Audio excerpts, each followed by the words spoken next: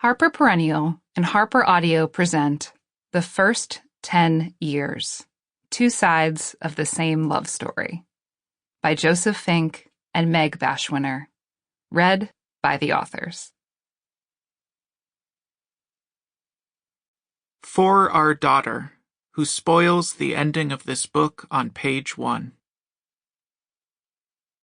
This book chronicles the first 10 years of our relationship, from each of our points of view. We wrote these chapters in 2019 without consulting one another beforehand. Any discrepancies in fact or memory are accidental and fiercely disagreed upon. 2009. 2009 still feels like present tense. A decade passes so quickly. We met in the East Village, selling tickets for a downtown performance art collective called the New York Neo-Futurists, working in a tiny cubicle of a box office where the inner wall was a corkboard littered with programs for shows that had closed years before. Meg was interning with the Neo-Futurists, and I had recently auditioned for them and not been cast. Having nowhere else to go in New York, I subsequently showed up every weekend to their show, volunteering at their box office so that I wouldn't have to pay for tickets. The crash of 2008 had left me with few savings and no job. We were 22 and full of the posturing performance that substitutes for personality at that age. In a person's early 20s, the human being who eventually will form naturally with time has to be hastily scraped together from the shaky models of movies and social media. Meg was a constant smoker then, and so my first impression of her was a rolling wave of cigarette smell. My sense of smell is sensitive, and neither I nor anyone in my family ever smoked, so it set that first meeting on edge. But she also was clearly smart and determined, and so entirely different from most people I had ever known, a slice of Jersey in my, until then, entirely Californian life. I didn't quite know what to make of her, but then I was such an uncertain mess at that age that I didn't know what to make of myself either. I don't remember us getting along well the first night we met, but I think we both knew that the conflict was as fake as the version of ourselves we were performing.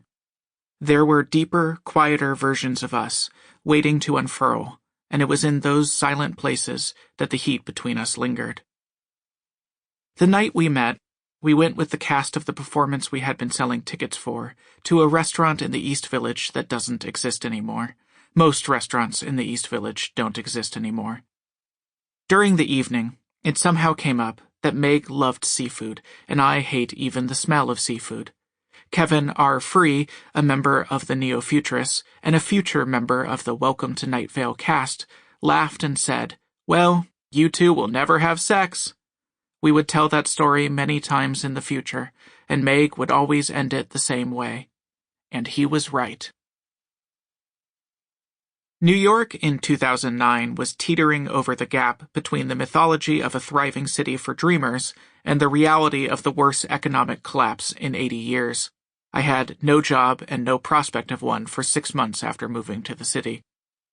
There were job fairs in Herald Square where the line to even get into the building was an hour or two long, all for the privilege of being the 1,000th resume deposited on one of the 8 tables inside.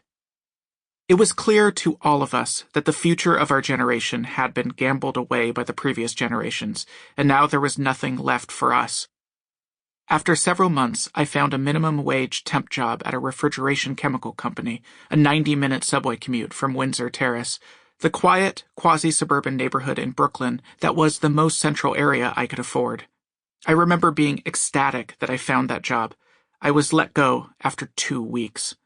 There were few companies hiring, not when they could grab temps, throw a few tasks at them, and discard them as easily as the trash bags full of resumes going out to the curb every day.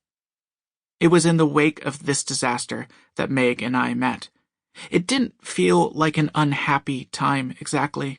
I remember it fondly. But we were survivors of a shipwreck, floating on adjacent debris, and that must have defined how we related to each other. Meg and I were only friends. I was in the messy process of ending the Sample complete. Ready to continue?